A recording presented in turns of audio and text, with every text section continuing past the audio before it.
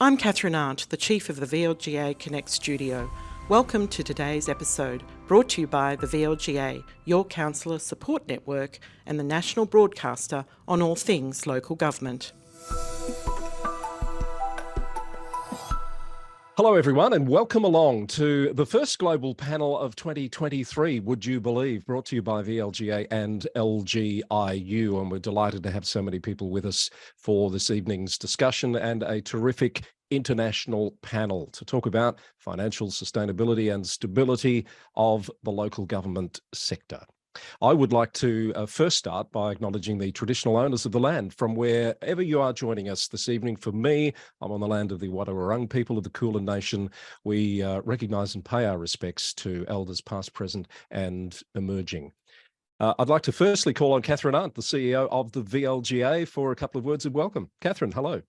Hi there, Chris, and thank you for that introduction. And I too would like to acknowledge the traditional owners on the land the lands where we are all meeting this morning or this evening, wherever that might be. And it's fabulous to be able to kick off with the very first of our quarterly VLGA, LGIU Global Executive Panels for the year. We've, I think, 3 years into doing these now, approximately. It's all 2.5, something like that. And it is a great pleasure to partner with our colleagues at LGIU, and I'm very pleased, and we'll introduce very shortly the Managing Director of LGIU, Jonathan Carr-West. But before that, I just wanted to acknowledge and thank all of you in the room for your attendance tonight. This is a really important topic for local governments globally. And I know in Australia, and we'll hear more from our UK panellists, of course, but I know in Australia, talking with my CEO colleagues here, this is something, financial sustainability, cost shifting, amongst a variety of other competing pressures, is something that is keeping the sector awake at night. So thank you for joining us for the conversation. I look forward to hearing your questions. As we go along tonight, please pop them in the chat function, and we will get to those towards the end of the program. I will now hand back. Well, actually, before I do that, let me introduce my colleague, Jonathan Carr-West from LGIU, based over in the UK. Thank you so much, Catherine. And yes, good morning, everybody, and welcome. Thank you so much for joining us for this really exciting session. Look, at LGIU, we believe that the most innovative and effective answers to some of the really big global challenges that we face are coming from local government all over the world. We see councils coming up with the innovation and the sort of systems change that we need. But we also know that when you're in the thick of it in local government, your head's down. It's really hard to find the time to connect with other colleagues in the local government community, particularly even within your own country, let alone looking at what people across the world are doing. So that's what today is all about. It's about creating a forum in which we can bring together sort of practical insights and ideas from senior execs and local authority leaders all over the world. And as Catherine said, this is now the third year that we've been doing these sessions. So we're really pleased to see you all here tonight. I'd particularly like to say hello, good morning or good afternoon to our LGIU members who are joining us today. It's good to see so many of you again. For those of you who are not part of LGIU and don't know us, we're the UK's biggest independent network for local government. We've been going in the UK for 40 years, but we now operate in the Republic of Ireland, in Scotland, in Australia, and we have more than 250 councils around the world who subscribe to our services. Now, one of the things we do, bringing us onto tonight's topic, we're looking at local government finance. Now, we've been a major voice in research on English local government finance for many years. And since 2012, we've run an annual survey that tries to get under the skin of what leaders in English local government feel about their financial situation, how sustainable they think it is, what they're having to do to make budgets balance. And yeah, we did that again this year. We released those findings back in March. And over that decade, a pattern has emerged. And it's not a surprising pattern, but it's not a particularly encouraging one either. So this year, only 14% of senior council officials said that they were confident in the sustainability of local government finance. So we're talking tonight about local government financial sustainability, In England, when we asked council leaders, council chief execs, cabinet members for finance and chief finance officers, only 14% of them are confident in the sustainability of the system. That's the lowest we've ever recorded in the 10 years of doing this survey. 8% of councils said that their finances left them at risk of essentially going bankrupt, which doesn't sound that, well, 8% isn't that bad. But actually, if you extrapolate that out, that would be about 30 councils in England would be at risk of actually sort of going under, putting really essential services at risk. 2023 has been a particularly difficult year, and I'd be interested to hear from panelists from across, from Australia and other places about how this resonates for them. Inflation, cost of living, recruiting staff, all of these were flagged up as major problems that was putting exceptional pressure on a system that was already weak. Most of the councils we spoke to were pulling, every lever they had to try and keep afloat. They were increasing local taxes. Council tax is the local taxation we have. That's going up as much as people, almost every council in the country putting that up as much as they're able to. They're raising fees. They're spending their reserves. So more than half of councils, about 60% of councils are dipping into their reserves. And of that 60%, 80% of them, so just over 50% of councils in total, are dipping into their reserves year after year. So kind of definition of an unsustainable system. So the state of local government finance in England, and we have speakers here tonight from Scotland, from Ireland, from Australia, but in England, the state of local government finance is not good. And when I say not good is the type of cautious thing that we put in our sort of public statement. I mean, it's utterly catastrophic, right? It's on the brink of complete failure. Oh, wow. But it doesn't help us to be. We're looking to the future optimistic organisation, so we don't want to just be completely inward looking and pessimistic about that. So the next stage of our research is, if England is in that sort of trouble, how does the rest of the world cope? So we've commissioned new academic research into the financing of local governments in Japan, in Italy, Germany, and what we find is that very different systems, where they do things completely differently, and that can help us to learn new and important lessons about how local government can get the resources it needs. And I think it shows us that research is coming out next month, and I think it really indicates how different financing of local government sounds technical and dull, but actually the way you do that drives really different behaviours, really different outcomes. So that new research is going to take a really deep dive into some of those systems in other countries. It's done in collaboration with the University of Northumberland and the House of Commons Library. It's an academic piece, but we hope it's going to come out with real usable advice. And we're going to be looking at how we can roll out that finance survey in Ireland, in Scotland, in Australia, so that we start to get some really useful comparative learning from other places. All of those countries have their own unique experiences with local government finance. All of them have different kind of stress points, different shapes of similar problems, but all of them also have different solutions. And so we're really keen to use our shared expertise so that we can try and improve local government financing in all of the places that we operate in. So I think tonight / this morning's discussion is a really good contribution to that, as we're going to hear a bit about how this looks in other places and what we can all learn from each other. And with that, I will hand it back to you, Chris. Thank you very much, Jonathan. That's a little bit sobering, isn't it, to start our discussion tonight? I heard at least one member of the audience say, "Oh, wow," when you talked about the catastrophic nature of things in England at the moment, which is a timely reminder too to ask people, it's great to get the reaction, to make sure they're on mute during the next part of the session. If you do have questions for any of our panelists, please use the chat function, drop those questions in as we go, and we will have time, we hope, for audience Q&A after we hear from each of our speakers tonight. I would like to very quickly introduce each of our panelists before we get into the discussion. Firstly, I want to say hello to Darren Fuzzard, who's the Chief Executive Officer at Mount Alexander Shire in Victoria, Australia. Welcome, Darren. We have Sean O'Riordan, who is the Director of Public Policy Advisors Network in Ireland. Good evening, or good morning to you. Good evening for us, Sean. Kate Lackie, the Interim Chief Executive at Highland Council in Scotland. Hello, Kate.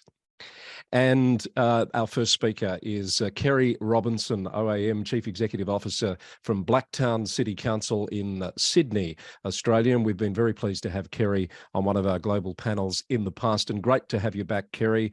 Good evening to you and welcome. Look, you're one a big growth area there in Sydney, lots of challenges that most of our panelists and audience members would not be surprised about, but we'd love to hear you talk a bit about what's the scene like for you at the moment and how are you coping with the types of issues that we've just heard Jonathan describe. Take it away, Kerry. Thank you very much, Chris, and good morning and good afternoon to everyone online. It's great to be chatting with you. I start, as always, by acknowledging the Darren people as the traditional custodians of the land on which Blacktown is situate. Blacktown is the 4th largest council in Australia. We have a budget of about $811 million Australia. We're serving a population of 415,000, which is growing at a rate of 8,000 to 10,000 people per annum. Across 54 suburbs, over 247 square kilometres, with a staff of about 2,200 staff. Our operating budget's about $485 million. By way of background, I also have commercial roles. So I'm a director of a community housing association called Link Wentworth, which has about $200 million of assets and owns and manages about 6,400 homes. And I'm also deputy chairman of a local government insurance mutual called Civic Risk, which has 26 members in Victoria and in New South Wales, and looks after about $9 billion worth of insured local government assets, about 8,000 local government vehicles, and our insurance buys about $40 million annually. So for our overseas friends, perhaps a little bit of education. The Australian Constitution does not refer to local government. So we are a creature of the states, and that's not necessarily uncommon around the world. I give a lecture at the Uni of New South Wales each year to property developers, and I make the point that every country in the world, other than the Vatican City, has some form of local government. So we're a creature of the 6 states and the Northern Territory, with the ACT, which houses our capital, Canberra, being an oddity where the territory government supplies municipal services to its 470,000 population. And because of that, there's different legislation in all states. And so I'm in New South Wales, which is the most populous state in Australia, located on the eastern seaboard and in the metropolitan fringe of Sydney, so literally at the urban growth boundary of the city. So all of the residual farmland within Blacktown in the next 20 to 30 years will be converted into housing and industry. We've got about 130,000 dwellings, about 25,000 businesses, with a gross regional product of about $22 billion. So what's the financial position of councils in New South Wales? Not very good, folks, like other parts of Australia, but perhaps worse, for reasons that I'll get to. Local government in New South Wales is not sustainable. There is billions of dollars currently of backlog in asset maintenance and renewal, and that is getting worse year on year. We've had 2 years of devastating bushfires, followed by 3 La Nina years with very significant flood events. And the impact of both of those natural disaster events over 5 years has been very uneven across the state, across the 128 councils which make up New South Wales. So why the backlog? Why the deficiency in OPEX? Largely at the hands of the state government, which since 1977 has had rate capping. So we've had 46 years of the state government capping the total pool of funds that we are allowed to collect in rates. And in our growth area situation, rates are about 1/3 of our revenue, fees and charges are about 1/3 of our revenue, and developer contributions make up the remaining 1/3 or a bit more. There is a way for us to apply for a rise in our rates above what the state says the cap is, which requires us to apply to the independent regulator, as is the case in Victoria, the other state which has rate capping. But the problem with that process is the community has come to understand that what the state government says is the reasonable level of rates. And if we are, as a council, asking for more, we must be incompetent and bad managers. And we must have poor political leadership. And there's nothing that the state has done to intervene in that public narrative. So the actuality of the rate capping I just took the last 5 years. The CPI, the Consumer Price Index in Sydney, has escalated about 17.4%, whereas the rate cap has increased by 11.2%. So that means we've had an effective cut of about 6.2% to our rateable revenue over those 5 years, which in our case equates to about $18 million. Interestingly, over that same 5 years, the state government's revenue has increased by 28.4%, more than 2.5 times the increase in the rate cap. But it's actually worse than this, at least in the case of New South Wales, because part of the local government funding regime in Australia is that the Commonwealth provides assistance grants to local government via the state governments. And for good policy reasons, the Commonwealth is shifting funds from the cities to the regions, to rural areas, because those rural councils don't have enough economy to tax in order to maintain their assets. But the consequence of that is that metropolitan councils are having a reduction in our FAGS grants, as we call them. And in the case of Blacktown over the last 10 years, that's about a $16 million real reduction in our revenue. So things are not getting better in our regime in New South Wales. They are in fact getting worse. So just to pick on Blacktown Council's situation and give you a bit of a picture as to that, we've got a very severely constrained operating budget, but we have a lot of growth. And so we have a lot of revenue flowing in from developer contributions, which allows us to deliver about $4 billion worth of land and infrastructure to service the growth areas. So each year we spend about $100 to $150 million on land acquisitions and about $200 to $300 million of capex on delivery of roads, drains, open space, parkland and the like. We've also got a legacy of past councils leaving us capital. And they did that in the form of rural land, which they knew would eventually be zoned for urban purposes.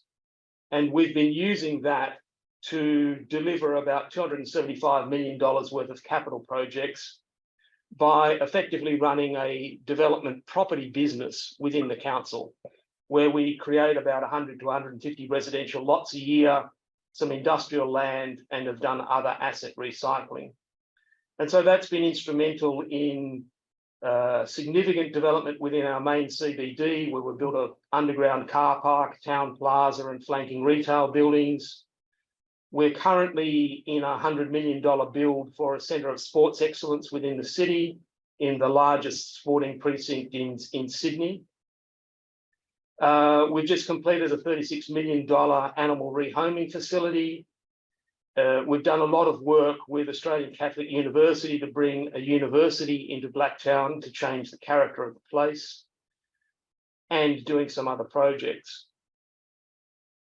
A third element to our overall financial picture is that we've just sold the building that I'm speaking from right at the moment, which is the core of our operating facilities in Blacktown CBD, to Walker Corporation, which will do a $1 billion development within Blacktown CBD, delivering 4,500 jobs in the CBD across 3 new office towers And in consequence, council is going to spend about $175 million building 2 new office buildings in the next 4 years.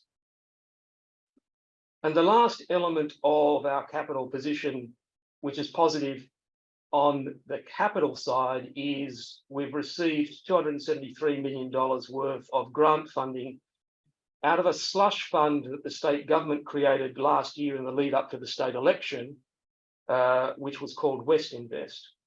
And that will allow us over the next 4 years to deliver an Aboriginal cultural centre, 2 indoor aquatic centres, 2 significant libraries and community centres, and a police citizens youth club within the city.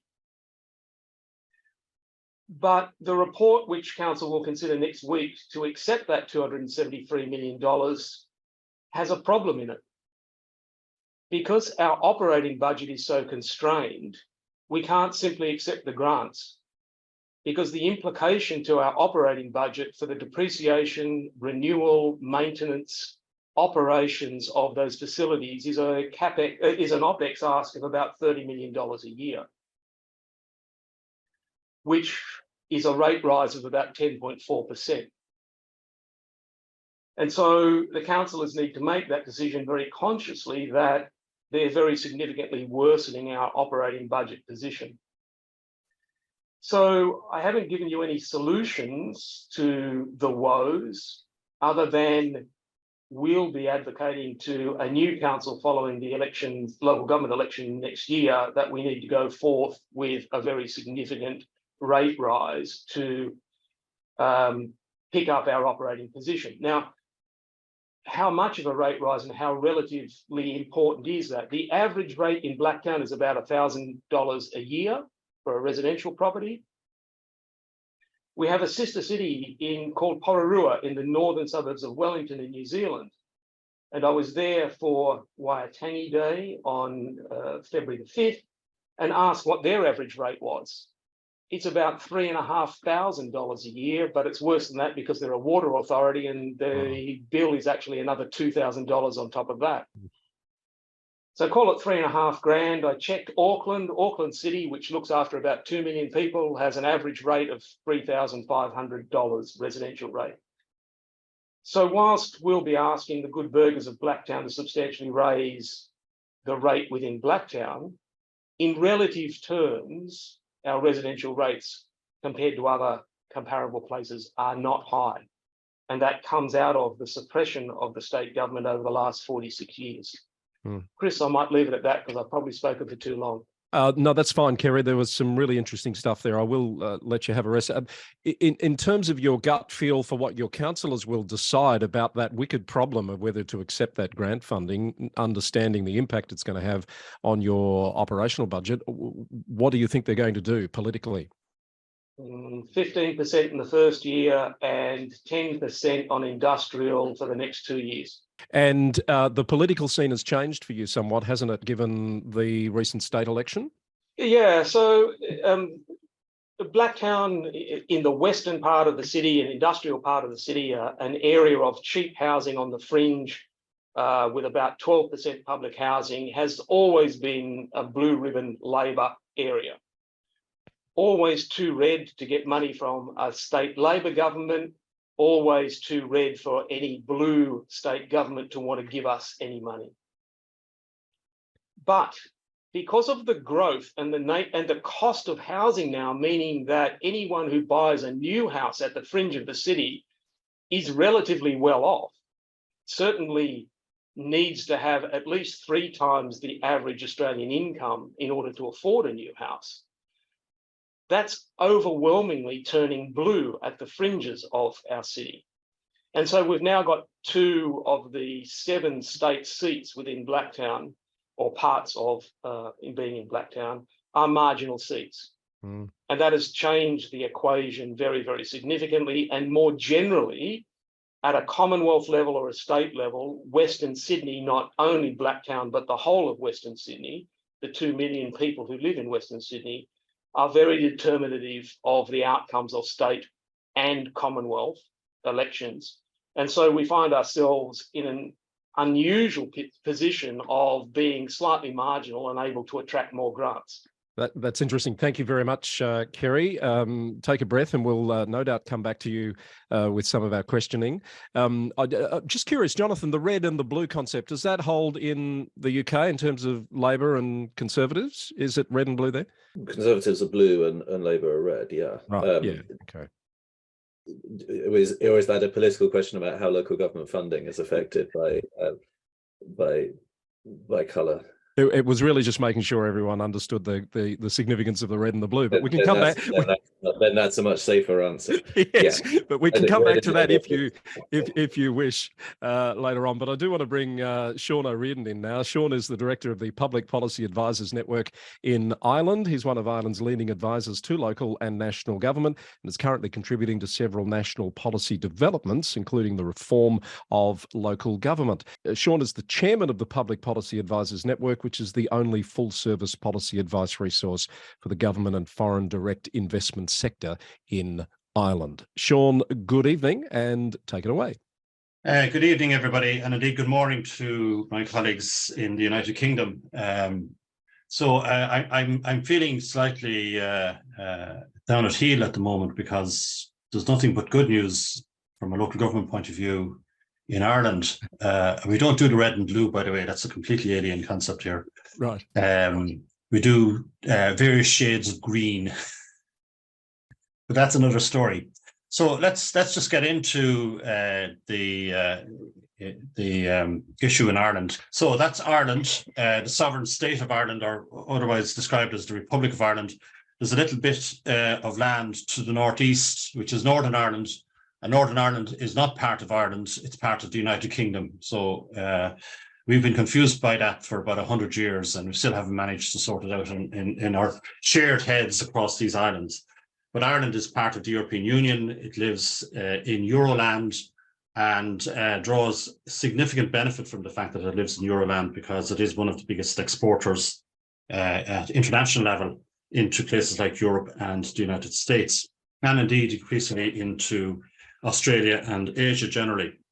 But you can see there that we have 31 local authorities. A lot of them are rural local authorities, relatively low levels of industrial development. And then we have the powerhouses that are our cities. Dublin City itself, Greater Dublin has a population of about 2 million people. So there are similarities with what Kerry has been saying, which we'll touch on in a moment. Dublin City is the largest authority with a population of 588,000 people. And its budget is in the order of 1.6 billion euro for, which is about what, 2.2 billion Australian dollars for operational issues on an annual basis, and about $1.6 billion for capital investment. And then we have the other cities. We'll talk about them in general terms, but that's just to give you a sense of the land. The current socioeconomic conditions here are very, very positive. So the economy is the fastest growing economy and has been the fastest growing economy in the European Union for the last decade. This year growth is expected to be in the order of 5.6% of GDP. Inflation is in the order of, it's just under, well, the core inflation rate is about 5.2%. It's expected to go down as low as 4.5% by the end of the year, and then down to about 2.5% next year. Population growth is considerable and bringing huge pressures in development terms in the Republic. About 20% of the population were born outside of Ireland, and that is in large part influenced by the fact that we have such a big foreign direct investment sector here, but we also have an even bigger, many people don't realize this, we have an even bigger Irish-owned foreign direct investment sector.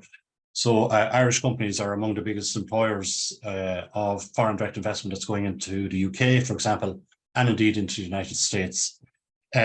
Consequent on that is that our government, a bit like the government down in New South Wales, is sitting quite happily on very large surpluses.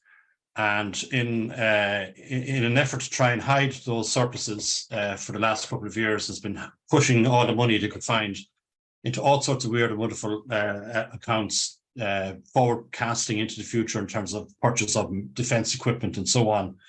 And that's not quite legal, to be frank. So in the last number of weeks, the government has come to a view that its existing foreign sovereign investment fund will be upped considerably using the surpluses that are available to them. So we're going to see significant investment into the Foreign Investment Fund of Ireland. Not quite as big as Norway, but getting there. Certainly by 2030, there should be something in the order of 90 to 100 billion additional investment from surpluses on the government budget into the foreign fund.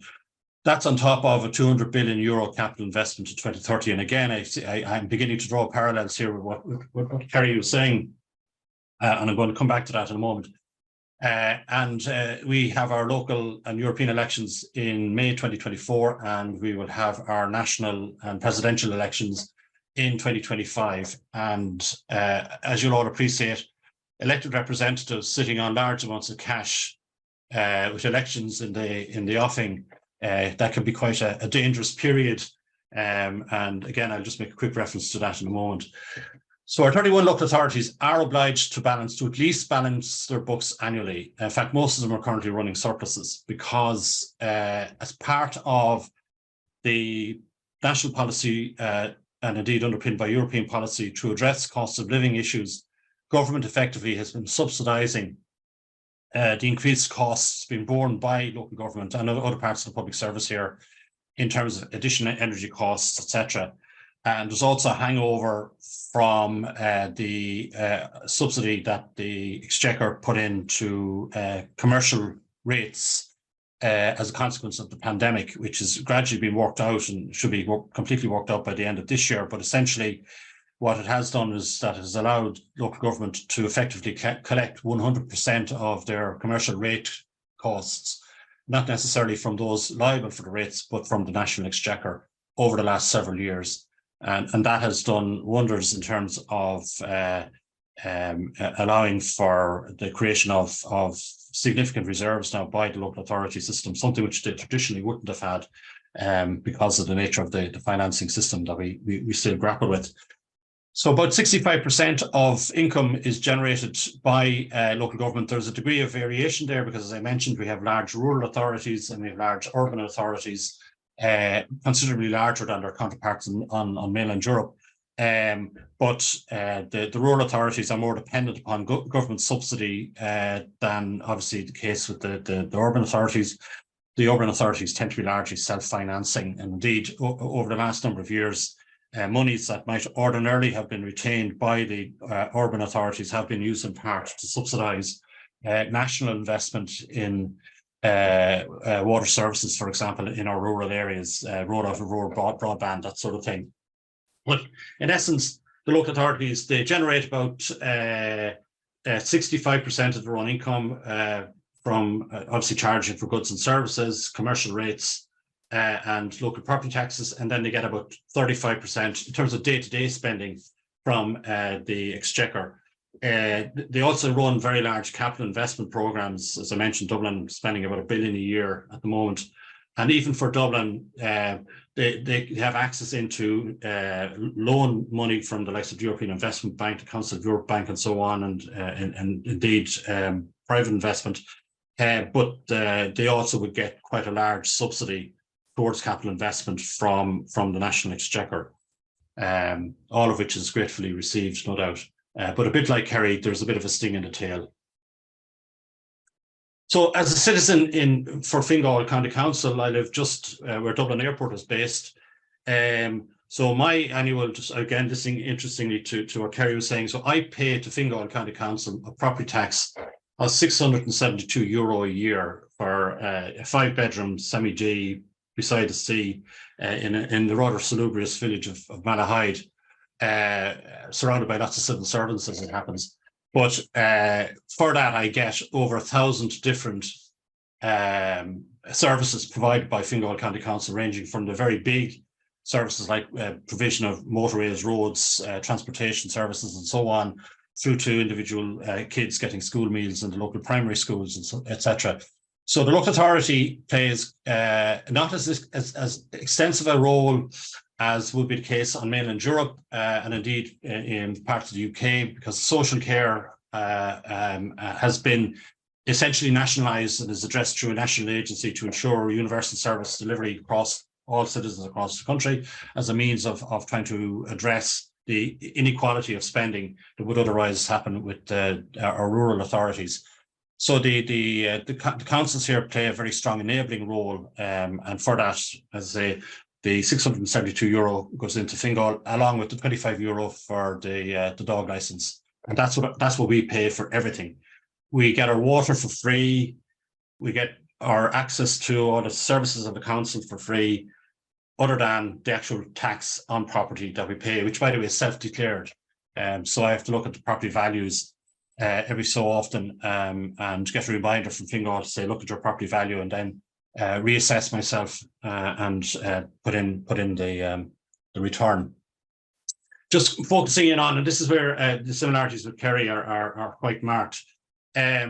So our local authorities work to, we have basically 18 government departments, and essentially all 18 work in some form or other with the local government system. And we have this utterly idiotic regime supporting local government finance through state government.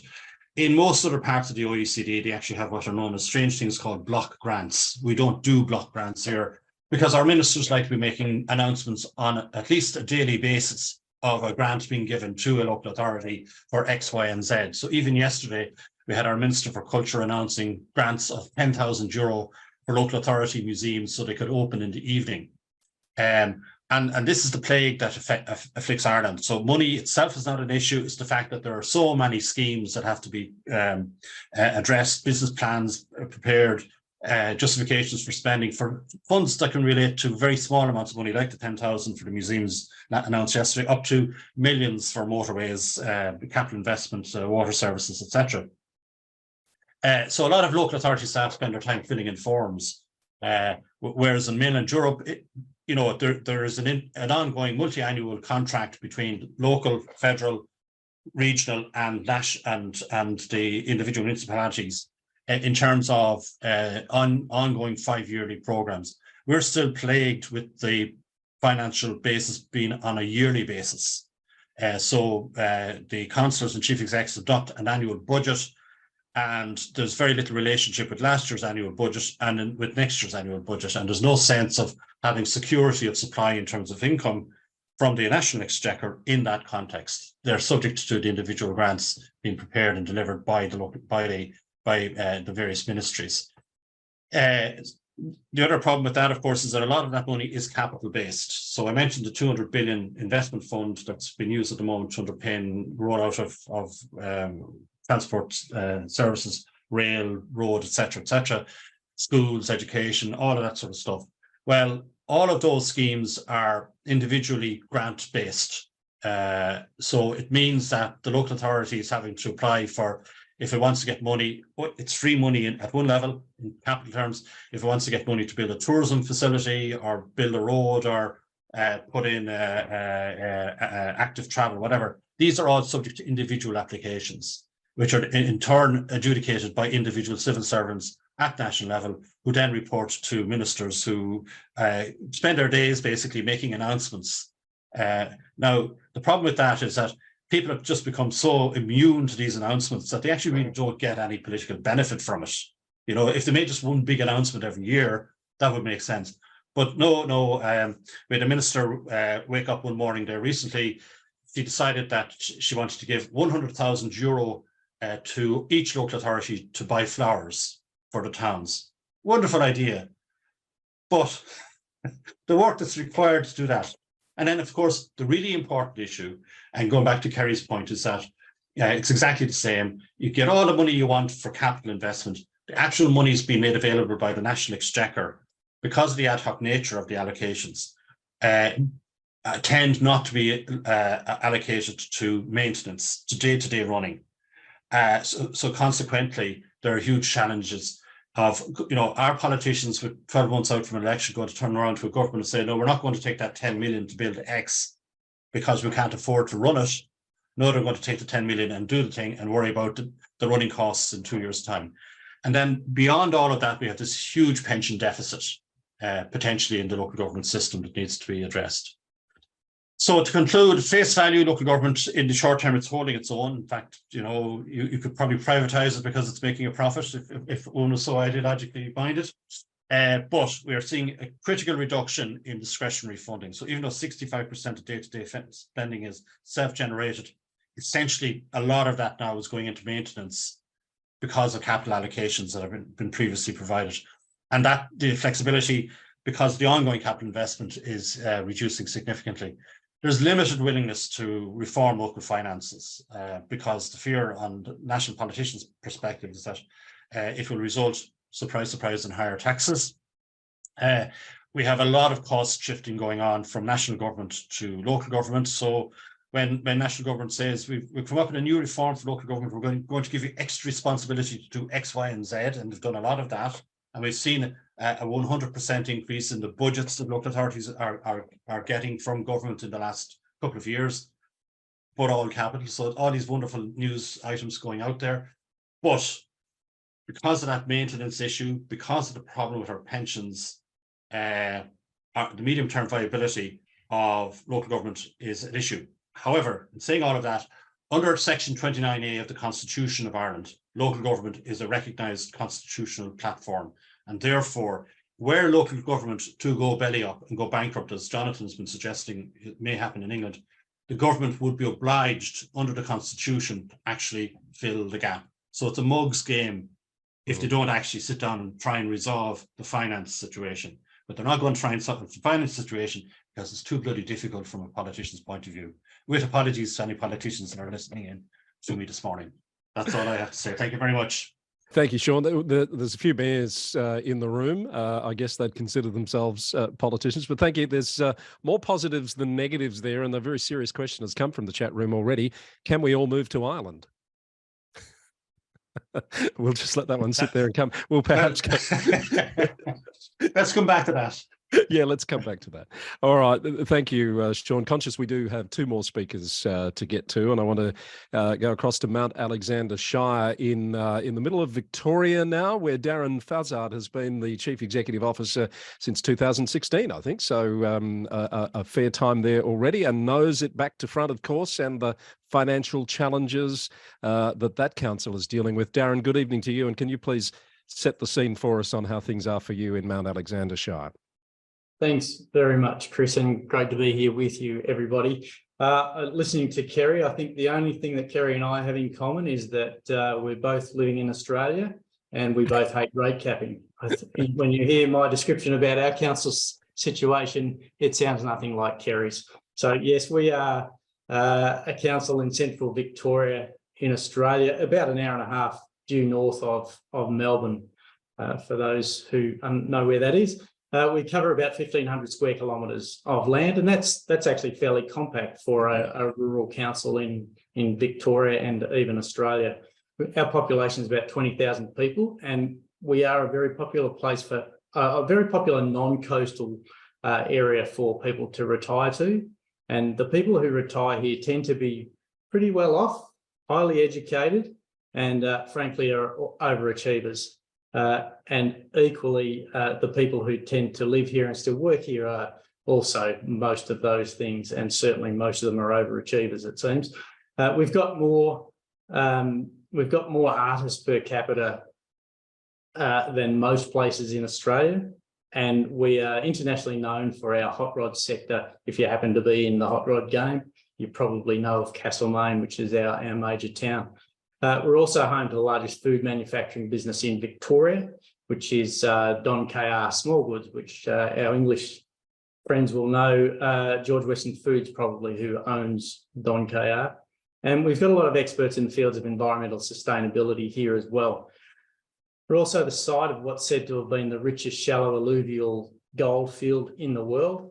And several of our towns really display the benefits of that wealth through the buildings that we still enjoy from the 1850s onwards. So coming with that, the heritage value that's placed on several of our towns is significant.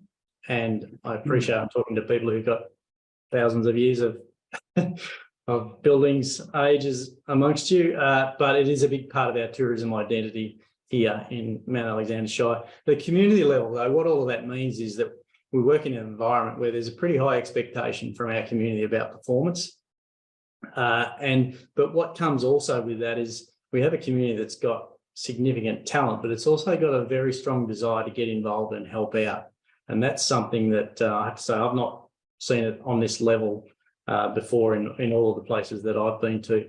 And it's in no part a small reason why our current council's 4-year plan has the vision of working together for a healthy, connected Shire, because there's lots of opportunity in that. Despite that, though, we have considerable financial sustainability challenges in that rate capped environment that Kerry was talking about, the Victorian version starting in 2015. And just a couple of numbers for you that display that, how that's affected us in that time. In 2015, we had an operating budget of only about 35 million, but within that, we had about $1.5 million worth of funds in the operating budget that weren't allocated to anything. So we could actually do things with that. 2 years ago, that in a $40 million budget, that went to zero. The operating freedom was zero 2 years ago. And this year, the budget that we've just been working through for 23-24, we had to find about 600,000 to 800,000 just to get us being able to pay for the bills that we get for just doing what we're currently doing. So that's on a very poor trajectory from that point of view. That's obviously going to continue unless we can either stop doing some of the things that we currently do. Everybody knows how challenging that is, finding new income, and I'll talk a little bit about that, or hopefully something changing as well in the rate capping system that we have here in Victoria, not so different to what's happened in New South Wales. So a few things we're doing about that. For more than 11 years, my council, I've only been here for 7, it's been going for much longer than me. As a starting point in our budget processes, we've frozen operating budgets at the same level, so for 11 years, and we've only permitted increases on a case-by-case basis, or where there's competitively tendered contracts that demand that must happen, or EBA agreements that demand that increase must happen. So everybody must prove reasons for the operating budget increasing from the number that they got 11 years ago. In effect, what that means is most of our operating budgets are about 50% in real terms of what they were 11 years ago because of that compounding loss. So the last 4 years, we've been working on getting better, though, at attracting grants from the state and the federal government. Initially, we, like most rural councils that I know of in Victoria, we didn't have grants officer capability at all, and a lot still don't. We put on 1 grants officer, and we currently have 2 grants officers. What that's meant for us is additional grants being the ones that you have to apply for to get, not the ones that you get as of right. They increased from about 5% back when we started about 4 years ago to it's 18% of our budget now. So that's been a significant turnaround for us financially, recognising the points Kerry and Sean were making about substantially those relate to CapEx activities, not OpEx activities, but we have also been doing pretty well in OpEx as well. Last 6 years, we've been really pursuing agreements and MOUs with various community groups and entities to take more advantage of that generosity and capability that I mentioned earlier in our community.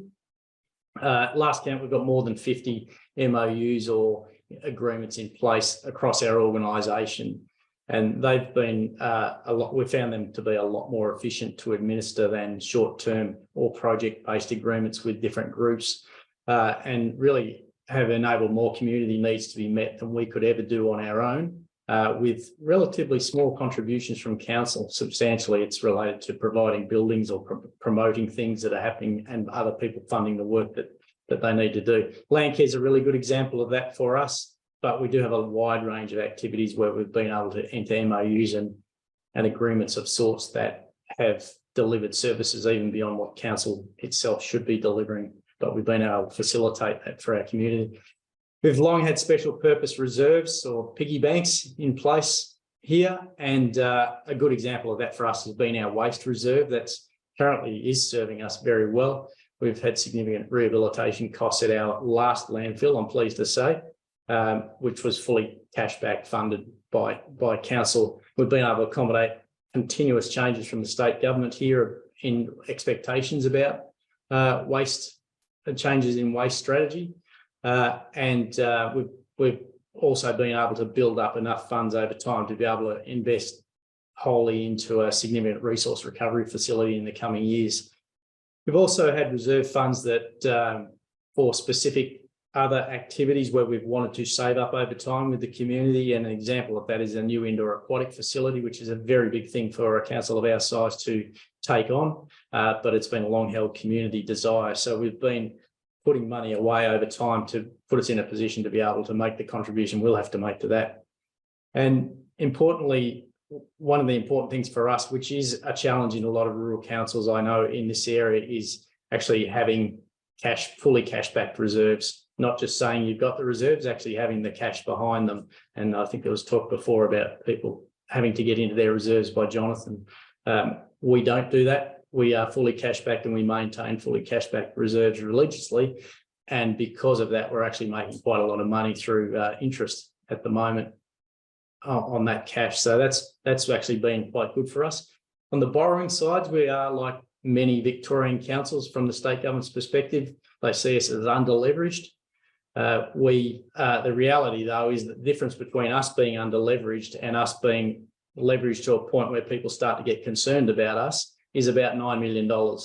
So it's not a significant amount of money. And in our short-term plans, and talking about only council contributions, we need more money for that full project for council's contribution. We've got a $5 million contribution to make to a premier sporting facility upgrade. We have $5 million for a housing development that we're working on with private developers. And we've got flood protection works that are significant contributions from council, and as well as the ever-present risk of having a superannuation guarantee call, which is quite common around here, unfortunately, and usually costs us $1 million or more. So $9 million is not much when you think about all of those things. So that advice from the state government that we get to invest and leverage our borrowing capacity more is something we rush pretty slowly at, I have to say.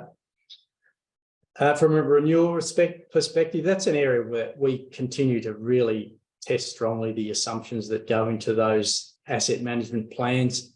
For rural councils, and many of you, I'm sure, the biggest asset is roads and road-related infrastructure. And the assumptions that go into the plans related to those can be wide-ranging, and they have significant impacts on the bottom line. So we challenge those quite strongly, and getting realistic numbers in there, or numbers that we believe we can accept, is a significant change just in the numbers that we look at the bottom line.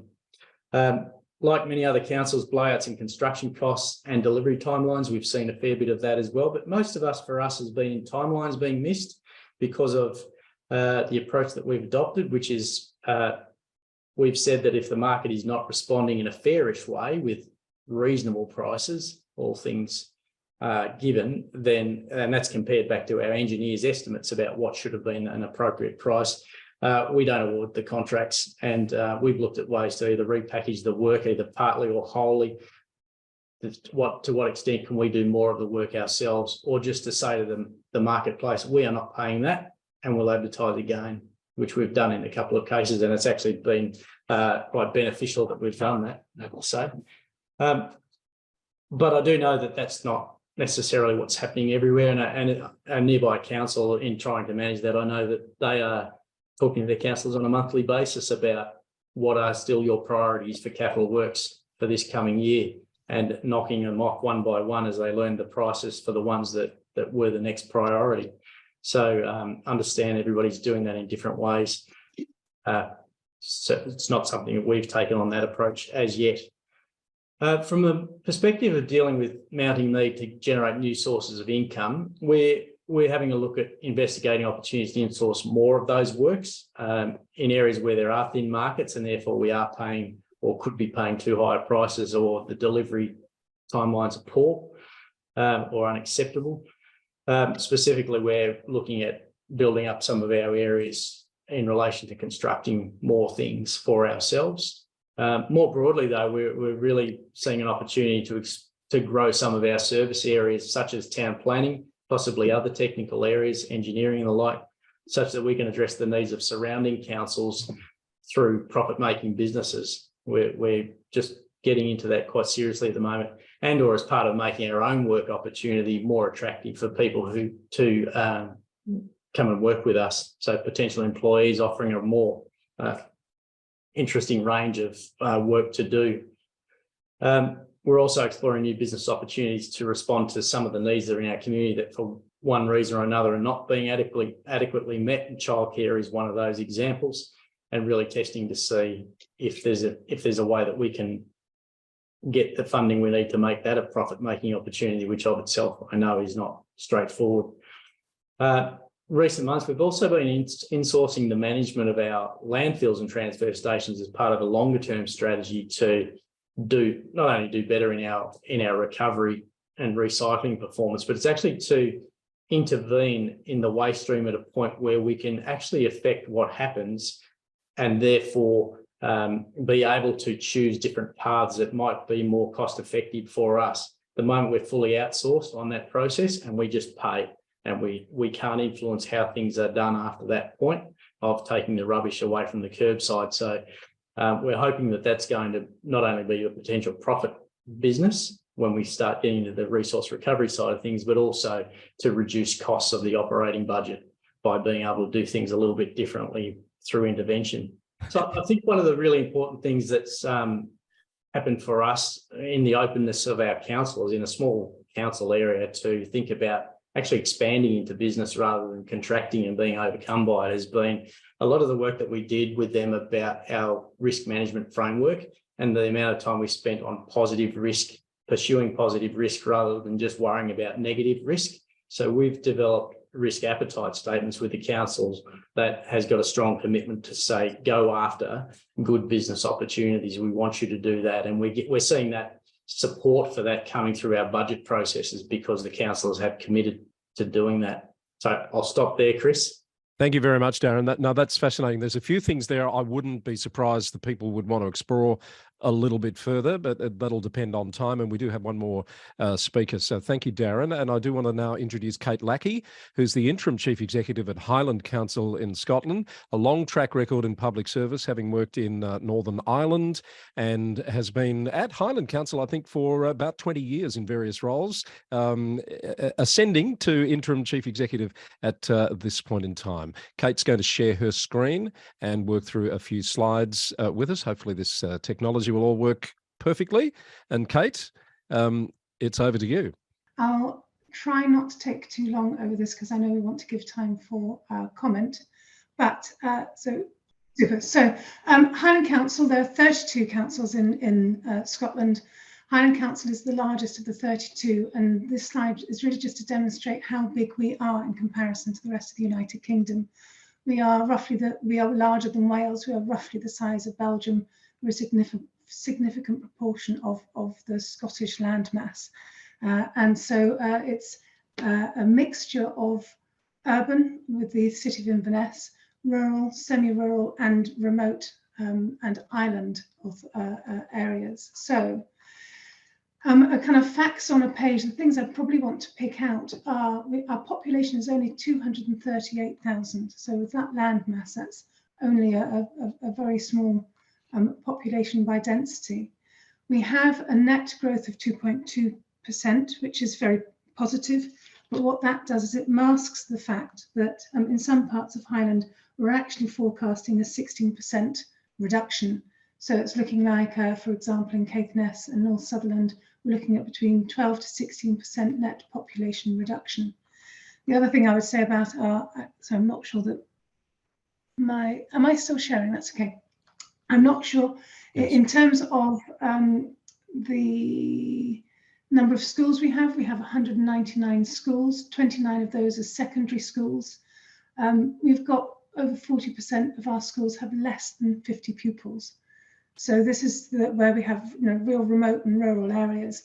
Some of our schools have less than 10 pupils because they're in an island community, for example. But our high schools in Inverness are over 1,000. So there's a huge range in the types of service delivery that we've got.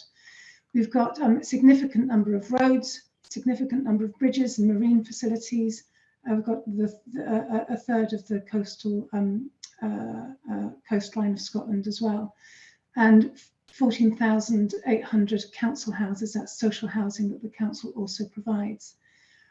We are a coalition of independent members and SNP, that's Scottish National Party. We don't tend to do red and blue in Scotland. It tends to be independent or not independent, largely. But we do have quite a sizable opposition as well, and a very active opposition. So it's quite an active political scene in Highland. In terms of how we spend our budget, a significant proportion is on schools. That's not children's services, that is education. And a significant amount of that spending is ring-fenced, i.e. we are required to spend it in certain ways. We've then got adult social care, and our third highest area of spend is what we spend on servicing our debt.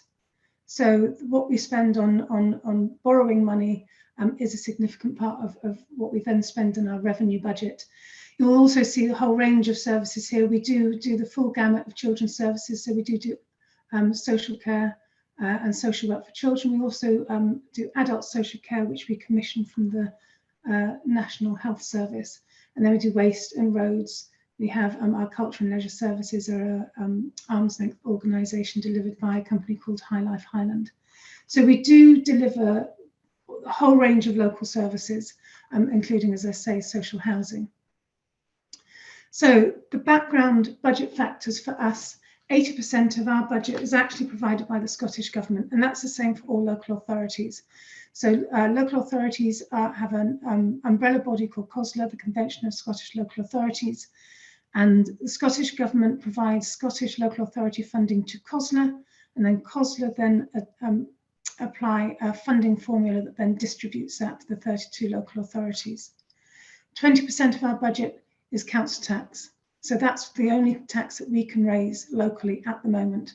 That's the only one that is at our own hand, and a 1% increase in council tax is equivalent to about 1.3 million, which is not a significant amount when you consider that our total budget, so I'll go back into here, our total budget, 6.79 million.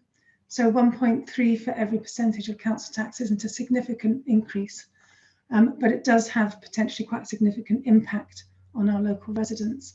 And then there's a whole range of ad hoc grants, and it's been interesting to hear other people talk about that, the ad hocery of the grant giving of central government, and we suffer from that as well. In terms of how our budget is split, almost half is staff, and the remainder is what I tend to call stuff.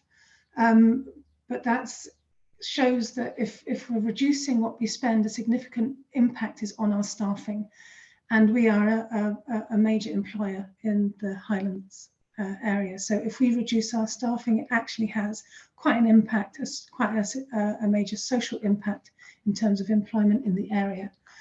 We make around about 202 million on other types of income. So that would be things like car park charges, and developer contributions and so on. So that gives us our 668 net position. This year, we've had a budget gap of around about £49 million, so roughly 7%. That's been caused by a range of factors. Now, the external factors, Brexit, which we are still feeling the impact of, primarily due to the immigration impacts, which mean that our workforce is significantly reduced, and our flexibility around workforce across the Highlands has been majorly impacted. It also has implications in terms of the cost of importation and exportation. Ukraine has had a major impact in terms of inflationary costs. We're still affected by recovery from the pandemic. And as you may have heard, in the UK generally, reflected in Scotland equally, is what we're terming the cost of living crisis.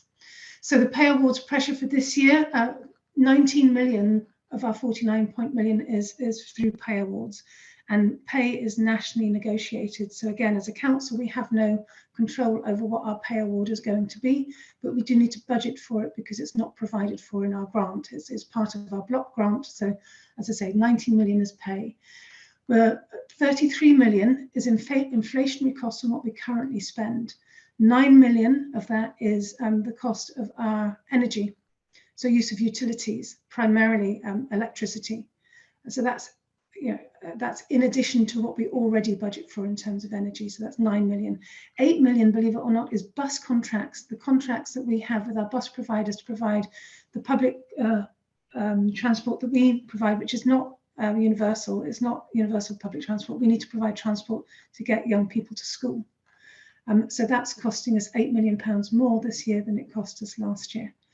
And so on. So there's a variety of other kind of inflationary pressures, and certainly in terms of cost of construction, our schools are costing us in the region of 40% more to build than they were 5 years ago. So an average high school costs us around about £90 million to build. Part of that cost is because we have to bring people into Highlands to build them, and then they add a significant additional cost on top of that because it costs them more to build where we are. Rising interest rates also affect us because of our loans charges. As I say, we're roughly £60 million worth every year in our loans rechargement charges repayment. And so any increase in interest rates has a knock-on effect there. And then, of course, we have rising service demand, and the cost of living crisis and pandemic recovery have all led to increases in service demand. New government commitments and ring fencing add to our woes, where we might look as if we're having an increase in our grant from Scottish Government. It isn't really, because we get provided with additional money to do additional things, and then we don't get the rate of inflation increase year on year. So we might get 10 million to do a whizzy new thing, which is fully costed for year one. The next year it costs us another £1 million more to deliver it, but we still get the £10 million. So effectively, we're increasing our overheads year on year. And also it's this over focus on inputs. So the Scottish Government require us to provide a huge amount of data on what we're spending and how we're spending the money they give us. There's less focus on outputs and outcomes and impact. So an example of that is we are required to maintain our teacher numbers at an absolute number, whether or not we have falling school rolls. So in large parts of Highland, we have falling school rolls. As I say, in Caithness and Sutherland, we have a 16% reduction predicted in our population. That is reflected, is over reflected in the younger population because we have an ageing demographic, and yet we have to maintain our teacher numbers at absolute levels. So all of that, combined with the uncertainty and risk in terms of what's going to happen in the future, because inflation doesn't seem like it's got any chance of reducing, interest rates continue to increase. The war in Ukraine so shows no sign of slowing anytime soon, has resulted in this £50 million budget gap that we have in Highland. So what was our budget strategy then for closing that gap? We titled Reduce, Remove, Redesign 22.2 million. Some of that, if I'm honest, was just service reduction, cuts in normal language. But some of that was very much about redesign, trying to change the way in which we do things, trying to invest in early intervention so that the more costly intervention at later levels is reduced. So there's some genuine redesign in there. Increasing income, and that included a 4% council tax increase. That council tax is our local income generating opportunities. It was pegged to 4% because our local members, our elected members, bearing in mind the cost of living crisis, did not want to raise it any further. But other local authorities in Scotland, the highest increase was 10%. So there is flexibility there for local government. So if you're in Orkney Islands Council, you've got a 10% increase, but with us it was 4%. And our council tax, our average council tax is about 1,300 per month. It's quite a lot, that's pounds. So that's quite significant. And so you can understand why local members maybe felt that increasing council tax any further, given the cost of living crisis, was not supportable. So we weren't actually able, for the first time in my memory of working in the council, able to close our budget by sustainable means. We had to use 23.3 million from our reserves to close the budget. And as you'll all know, reserves can only be spent once. And so that effectively is it's kicking the can down the road. We've got £23.3 million worth that we still need to find. And we're predicting at least a £20 million budget gap next year. So effectively pushing a £43.3 million budget gap into the following financial year. So when we set the budget in March this year, our Chief Financial Officer, with my blessing, put in his report that the council in its current form and model of service delivery is not financially sustainable over the medium term. And I think it was really important to be upfront about that and not to pretend that it was going to be an easy job to get us back to a sustainable position. On the plus side, we did invest. So we have got some areas of investment. Our roads investment was 14 million on top of a base budget of 7.2 million to bring it up to as close to 20 million as possible. That's because our roads are in a shocking state of disrepair, because it's a huge road network, and a lot of our smaller roads, our C roads and our unclassified roads were never built for the level of traffic that they now get. And so they're disintegrating at a significant rate. We're probably, out of 32 local authorities, we're sitting at around about the 27th out of 32 in terms of our road condition survey. I'm surprised we're not worse, if I'm honest, but it's helpful not to be in the bottom 31 or 32.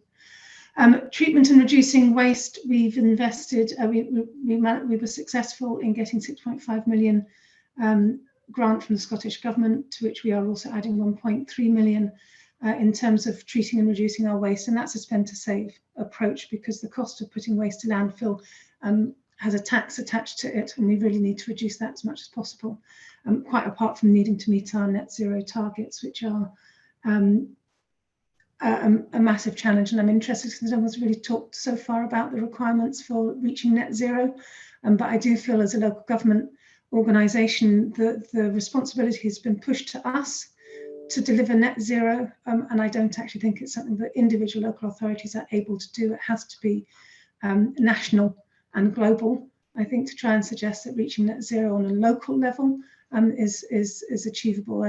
You know, we have to play our part, but I don't think we can be given the lead. And then investing in vulnerable young people and families, and that was investing in fostering and adoption and increasing the rates that we pay to local foster carers and adopters to bring more young people back into Highland, which is less expensive, but also far better in terms of outcomes. And then finally, £500,000 investment in our customer contact, in a project called My Council, to improve the way in which we engage with our local population, because I think that being able to engage more successfully with communities and individuals enables us to deliver services that are much more reflective of what they need, and also to understand where service failure exists and to address that at the point at which you can do it at least cost. So in terms of the reduce, remove and redesign, just a quick canter through some of the things that we're doing to try and reduce our costs. So there's increasing income, looking at new income generating opportunities and optimizing existing income streams. So existing income streams, that's fees and charges, that hits our local population. But that is mainly for things which are discretionary, so people don't have to have access to. So that's not council tax, it's kind of all the other things. We don't get to keep non-domestic rates or business rates. They get collected by us, but they get put back to Scottish Government, and then Scottish Government give it back to local authorities as part of the grant. So business rates are not an area that we can go to in terms of income generation.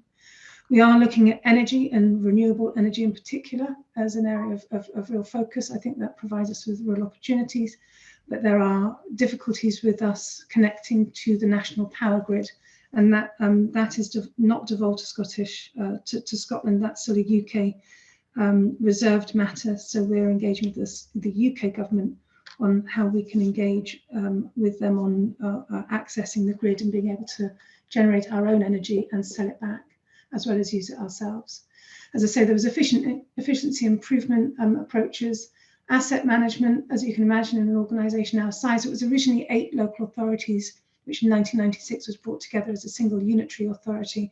We have thousands of assets in the organisation, and literally hundreds of buildings, not including our schools. So that comes at a huge overhead to us. And as one of my colleagues mentioned today, equally, we have a backlog of care and maintenance for those, which we can ill afford. So we need to reduce our costs by reducing our assets. Contract management, in some cases where we can't reduce our contracts, we've just decided to do direct delivery ourselves. So the bus contracts has led us to investing in our own bus service now in certain areas, because we simply can't bring the cost of those contracts down.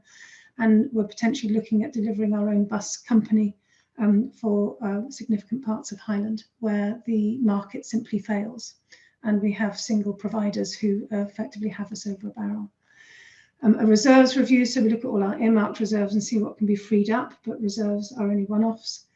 And then our people strategy, looking at how we can be more flexible about how we use our workforce across the organisation and moving people to where we know we need them and away from areas where we're going to have to reduce. One thing I was going to say is that the Scottish Government have said they want a new deal with local government. And the Accounts Commission and Audit Scotland published a report yesterday which talks about the importance of that new deal, because there isn't enough money in local government to deliver the services that we need to, and there's too much control from the Scottish Government to local government to enable us to deliver services that are locally responsive and really reflect the local needs, which are very different in an area like Highland to how they would be in Edinburgh or Glasgow, for example. That provides real scope for us, I think. And then the last thing I would say is the tourism visitor levy. That's our real ray of light in Highland, because we have 9.6 million day visits, 11.5 million nights of tourist visitors coming into Highland that we get no funding for, additional funding for at all. Wow.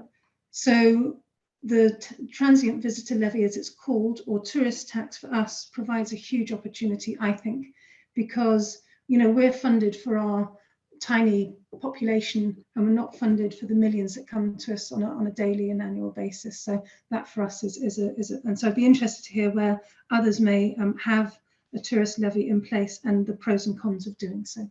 So anyway, thank you very much. Thank you very much, Kate. That's a really interesting picture you've painted there. And I think across all of our presentations, there's been some similarities, there's been some differences, there's been a little bit of envy for Ireland. I think I've heard cost shifting come up in a various form in everybody's presentation this evening, and a few innovative ways of dealing with some of this. I'm not sure we've nailed down the solutions that everyone could apply, but we might sort of ask you to nominate one or two things that you think could be done perhaps to address the longer term sustainability of the sector before we wrap up. But Catherine, how are we going for audience Q&A? I think people have been absolutely ensconced in those presentations and haven't really thought to this point.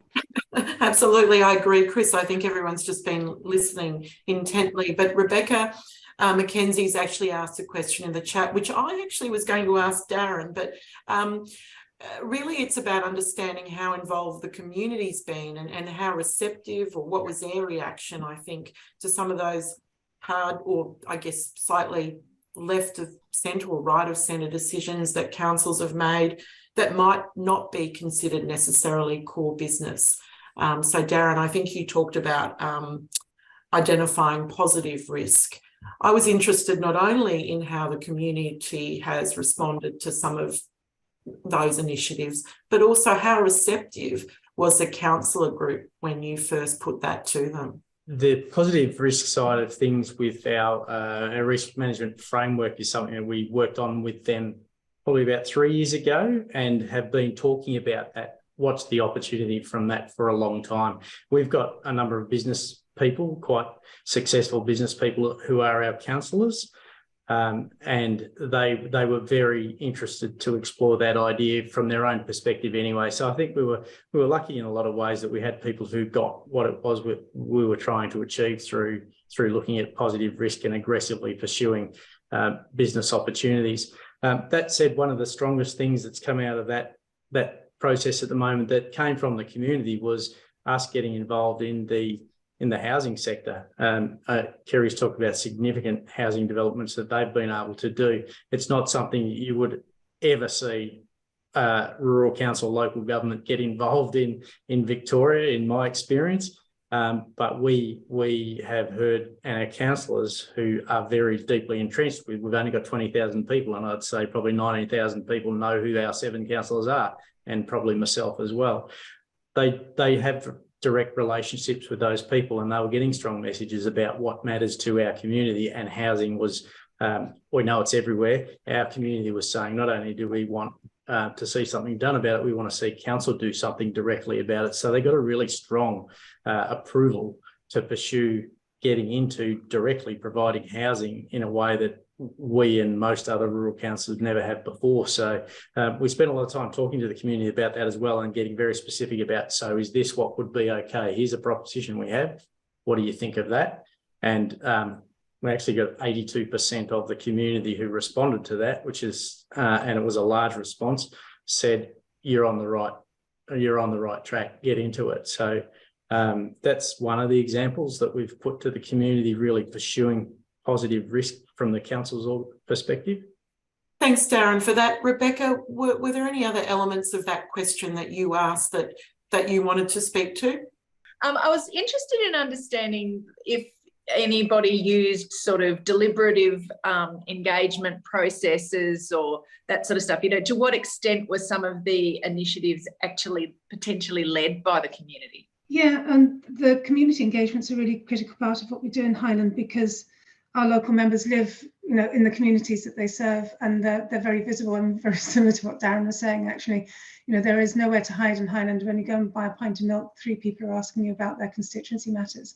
So we have both online surveys plus face-to-face, and plus we involve our communities in what's called local place planning, which is led by community groups supported by the council. And then those local community place plans are what is meant to drive the spending priorities for that area. Now, there's never enough money to go to do everything that people want, but what it does mean is if you're making choices between spending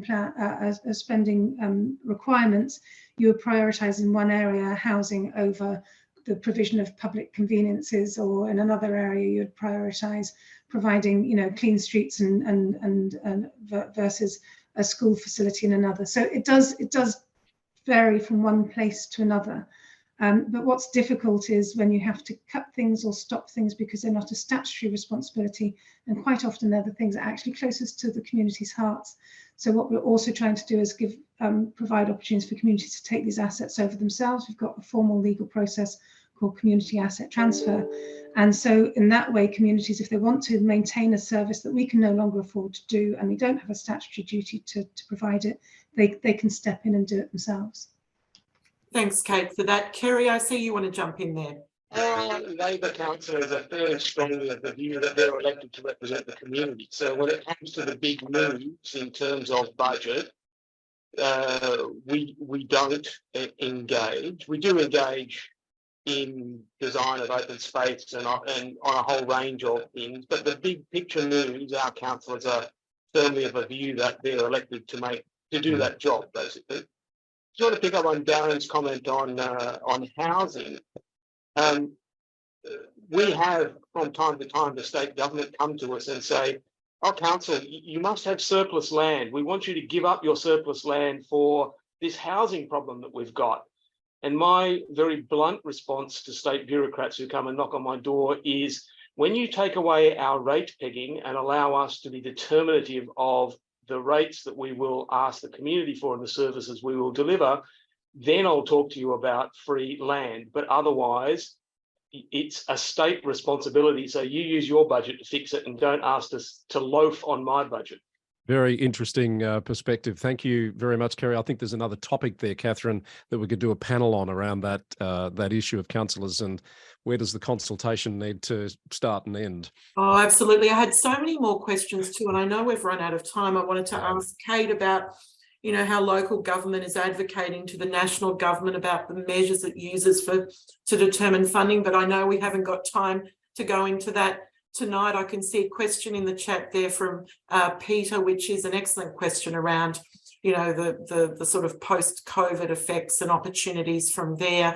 And also, I think there's a discussion about potentially, you know, is there some risks for local government as well as the positives and opportunities, but is there also risks for local government in venturing into what would be traditionally determined as non-sort of core business activities and having to actually rebuild workforces around these new businesses.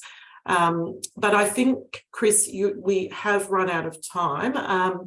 I really did want to thank all of our panellists tonight for making, and this morning for making their time available and sharing those insights with us. this is certainly a topic that we need to continue talking about. I think we need to work together as local governments to be advocating quite strongly to state or national governments or federal governments, however we might refer to them, about the way in which they fund the local government sector, who is in fact delivering hundreds, if not close to thousands of services on behalf of, state and federal governments, and yet are not being adequately funded to do so, and where those next level governments are actually shifting significant costs onto the sector and just creating an almost impossible situation in some places. For those of you in the room who don't know, the Victorian Local Governance Association is an organisation that supports it's an independent organisation that supports councils and councils in good governance. So we work predominantly in Victoria, but also across Australia and also internationally through our partnerships, such as the one that you've been part of tonight. I really do thank all of you for your attendance. And Chris, I'll hand back over to you to wrap up. Thank you very much, Catherine. It is a shame we've run out of time. I think we need a part 2 because, as you say, there's a few questions there that have gone unanswered, and maybe we need to come back and start to talk about what are the solutions as people see it and try and explore that a bit further. But that just leaves us to thank our panel, and I'll do it one by one. Thank you very much to Kerry Robinson OAM at the City of Blacktown in Sydney. Terrific, Kerry, to have you. Darren Fuzzard at Mount Alexander Shire in Victoria. Thank you, Darren. Sean O'Riordan in Ireland, where everybody now wants to move. Even Jim McGee, who came here from Ireland, now is seriously thinking, I think, of going back after your presentation. Thank you, Sean, and thanks for being here. Jim's been very active. Just on watch this out issue. for the price of housing. Right. Jim's been very active and showing leadership on the issue of the financial sustainability of the sector and the need for some serious solutions. And I know he's speaking tomorrow at the MAV State Council on that very topic. So go well there, Jim, and thanks for your leadership. And Kate Lackie, the Interim CEO at Highland Council, terrific to meet you and to have your presentation this evening, Kate. Thank you very, very much for that. And Jonathan Carr-West, of course, the CEO of LGIU, and interesting to hear about that research, which I'm sure Jonathan will be happy to tell you more about if you'd like to know more. Thank you all very much for being part of the session. It has been recorded. It will be made available to members of the VLGA and LGIU. Keep an eye on the VLGA Connect channel on YouTube as always for interesting interviews and topics. We've got quite a lot coming to you in the next few weeks, and we hope you can enjoy that with us as well. Thank you, Catherine, to you and the team at the VLGA for the assistance in putting this on, and of course the team at LGIU, Simone, and everyone who's helped there. That's always greatly appreciated too. And thank you, the audience, for being here. And with that, we'll say good night and see you next time.